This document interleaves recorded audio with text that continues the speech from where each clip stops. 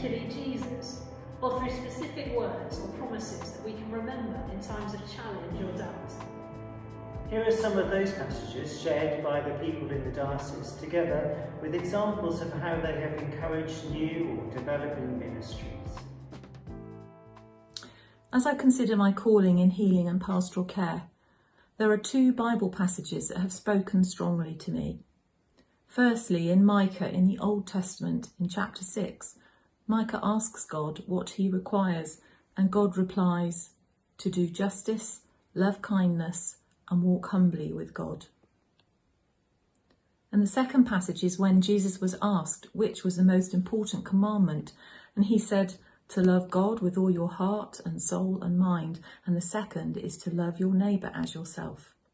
Some years ago I spent some time in Honduras working with street children and living in an orphanage called the Micah House. And in Micah chapter 6 verses 8 we are told to live justly, to love constantly and to live humbly. And those words are particularly important. I came home from Honduras feeling that's something I'm going to try and live out in my life, and I feel God sent me there, and God is very much part of helping me to actually do that.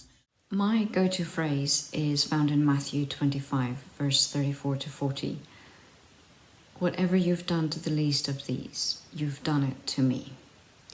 There's a story in the Bible where Jesus helped people that had diseases, and I really want to help people that have dementia because it's showing compassion and respect to people.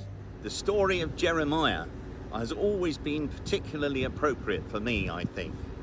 I was ordained when I was 22, which struck me as very young, even for me, though I was keen to get on.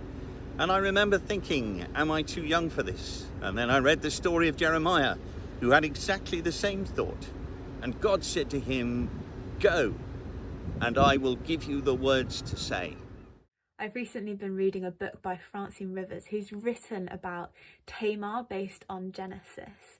It's been a really inspiring story for me to read, because you just see that no matter what life has thrown in Tamar's direction, she remains faithful to God's calling on her life and lives in obedience and love for him, and God just blesses her abundantly for that.